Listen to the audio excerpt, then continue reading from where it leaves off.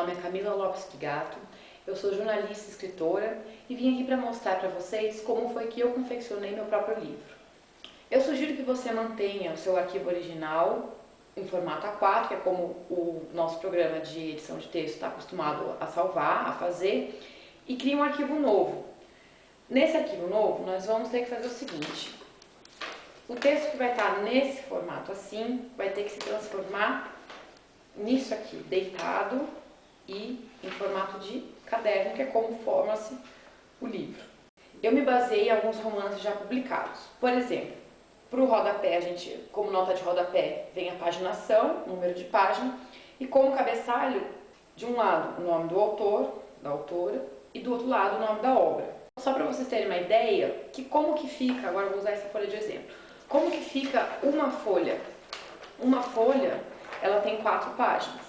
Desse lado ela tem, na frente dela, a página 66 e a página 19, e no verso ela tem a página 20 e a página 65.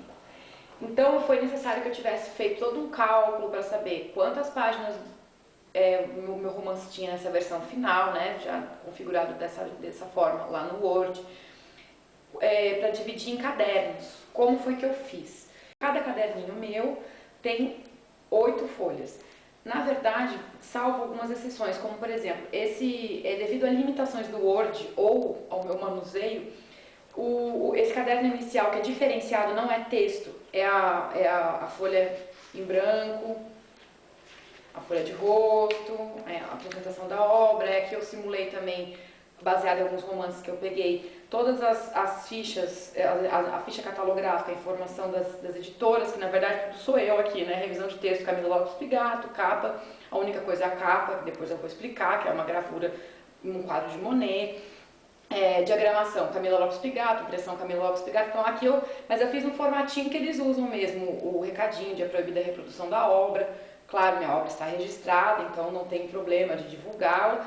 Aqui fiz a minha dedicatória, depois em seguida tem o poema que abre o livro, e aí sim vem o livro.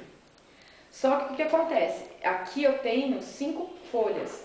Eu fiz um pouquinho menor porque no Word, ele, por exemplo, ele não conseguia enxergar que aqui eu não colocasse numeração de página nem cabeçalho, e nas páginas seguintes de texto sim. Então, ou era cabeçalho e rodapé em tudo, ou era cabeçalho e rodapé em nada. Então, por essa questão, eu tive que separar. Aqui ficou um pouquinho menor mesmo o caderno. Feito isso, o que acontece? Nós já entendemos então, já mexemos com a diagramação, já mexemos com a impressão. Aí chega a hora de trabalhar aqui na confecção do livro.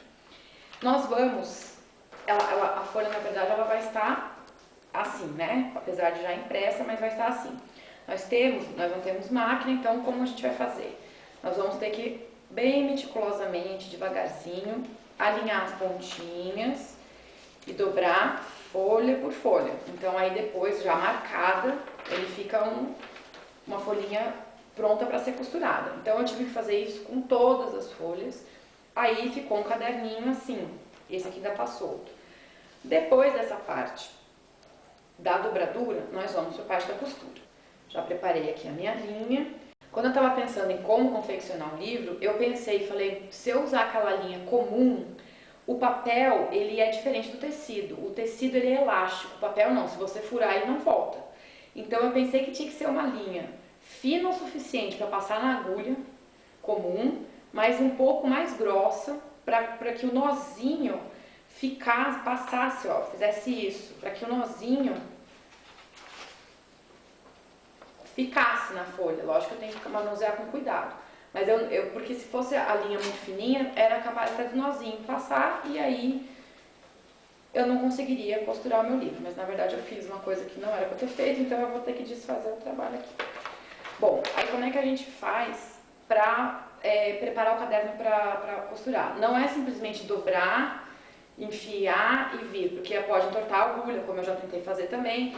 O ideal é o seguinte, a gente pega, deixa sempre na mesma linha, ordenadinho, para não ter problema de inverter a posição, costurar errado, depois ter que desfazer, como eu já fiz aqui.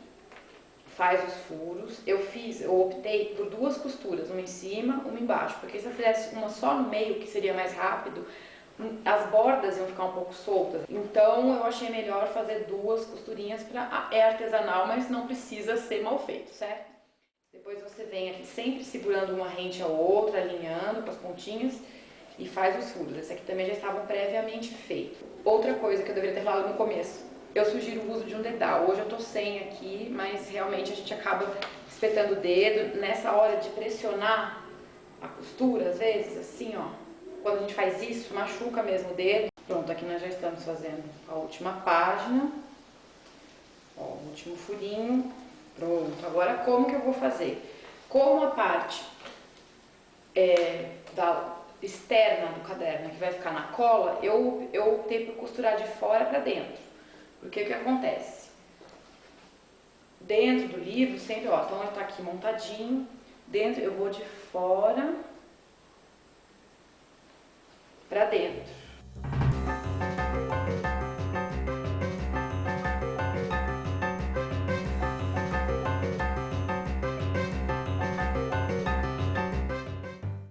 Sobrou uma linha aqui, vamos cortar o excesso. Eu lembrei desse método antigo de produção, que ainda é um pouco utilizado, de costura. Hoje em dia usa mais, as folhas são separadas, já prensa, ele já joga, a máquina já joga na cola, prensa o papel e já joga na cola, então o livro está montado. Esse aqui é o método mais antigo. Então, eu lembrei disso, eu falei, poxa, eu já tenho a capa diagramada. Aí eu lembrei disso aqui, eu falei, e se eu costurar? E foi me vindo na cabeça. Aí eu fui pensando nisso que eu falei agora há pouco, da linha, que linha que seria, e aí foi vindo, até que eu falei, vou experimentar fazer. Bom, então agora vamos voltar para cá um pouquinho. Aqui eu alinhei os cadernos todos, o primeiro, a página 19 até a 66, depois a 67, certo? Aqui já está alinhadinho, eu já conferi. Aqui está o meu livro. Eu tinha pensado, nossa, mas aí como que eu faria para prensar o papel? Eu não tenho máquina. Eu tinha até imaginado em eu pegar um macaco, levantar o carro, colocar um plástico protegendo e deixar o carro para prensar o material de uma noite de um dia para o outro. Então eu deixei ele prensado um pouquinho em livros bem pesados. Eu deixei assim algumas horas. Mas hoje, como a gente está aqui confeccionando e a luz está boa, então eu não vou perder essa luz, eu vou fazer sem prensar mesmo. Não é o que eu recomendo, eu não sei nem se eu vou conseguir terminar, mas vamos lá. Por que da régua? A régua, na verdade, eu peguei uma régua por isso que até que essa meio infantilizada, eu tenho uma outra, mas tem que ser essa régua, o ideal é que seja a régua de acrílico, porque a régua eu vou usar para quê?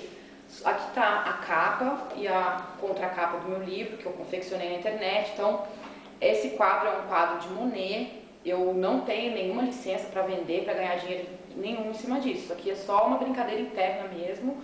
Esse livro é único, é meu, então não estaria autorizada a fazer. Só que esse quadro é muito parecido com o que eu tinha mentalizado. Por isso, quando eu vi a imagem dele, estava até salvo no meu computador, eu falei, nossa, já está aqui esse tempo todo, fazia alguns anos já que eu tinha. Aqui eu produzi rapidinho, no Corel mesmo, um texto que seria a orelha, mas aí eu não consegui confeccionar a orelha, porque a orelha seria uma página que via uma abinha, né, que viria para cá e dobraria, uma outra abinha para cá. Eu tive que me prender no formato A4 mesmo. O que acontece? Também na hora de imprimir, que eu mandei imprimir fora, não tinha ainda esse papel, nem a impressora tinha tinta colorida, ficou essa margenzinha branca mesmo. No primeiro livro eu cortei, só que aí na hora de dobrar, as folhas sobressaíram um pouco então eu optei por deixar, eu preferi proteger as folhas e ficar só já que é artesanal mesmo, eu falei, esse defeitinho vai ter que ficar.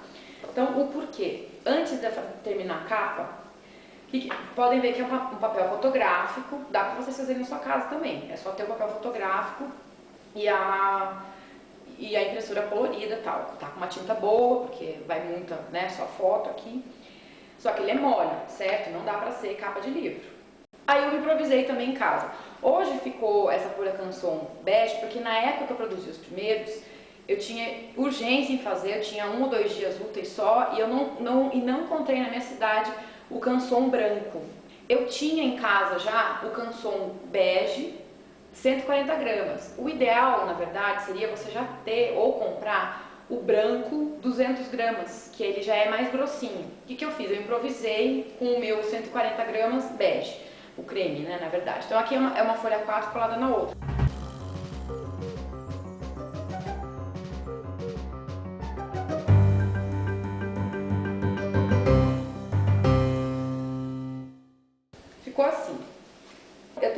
que dobrar de modo que isso forme uma lombada, certo? Então a gente vai primeiro fazer isso aqui.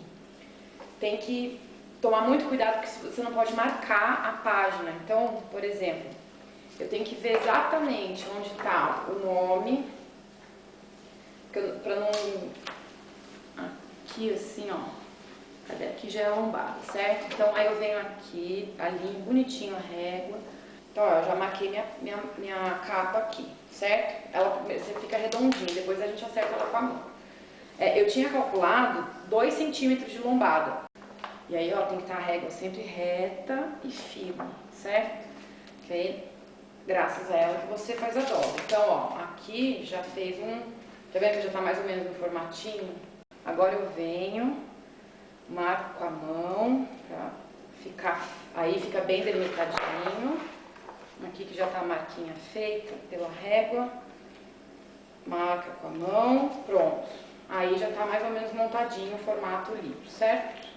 Agora a gente vai colar a página,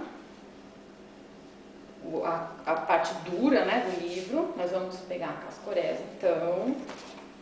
A superfície embaixo tem que estar limpa para você não sujar a parte interna do livro.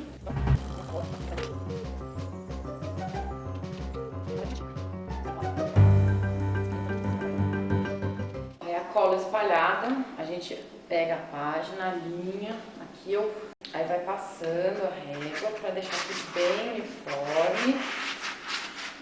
Tá vendo? E atrás é que vai ficar mais flácido. Como a folha de impressão está maior do que a folha 4, que é a contracapa, aí a gente vem com a mão.